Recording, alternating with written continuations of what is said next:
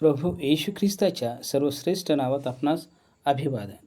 पवित्र शास्त्र बायबलमधून मत्तयकृत शुभवर्तमान अध्याय 22 व वचन 13 मध्ये असे लिहिले आहे. तेव्हा राजाने चाकरास सांगितले, ह्याचे हातपाय बांधून ह्याला बाहेरील अंधारात टाका, तेथे रडणे व दात खाणे चालेल.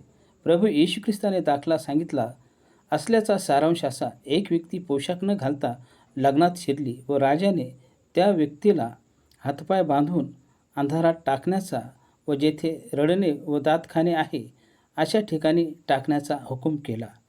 असेच आहे, जर कोणी पश्चातापपूर्वक देवाकडे स्वतःच्या पापाचा पश्चाताप करणार नाही, तर तो न्यायाच्या दिवशी युगानुयुगच्या अग्नीच्या सरोवरामध्ये टाकला जाणार आहे व तेथे सोडविणारा कोणी नाही. कोणाचा नाश होऊ नये म्हणून स्वतः प्रभू येशू ख्रिस्त देव असताना मानव होऊन ह्या जगात आला व त्याने पापी मानवाचे पाप स्वतःवर घेऊन वधस्तंभावर आपला प्राण दिला. सर्व मानवाच्या पापाचे प्रायश्चित केले. त्याने मरण सहन करून मानव जातीसाठी मुक्ती मिळवली.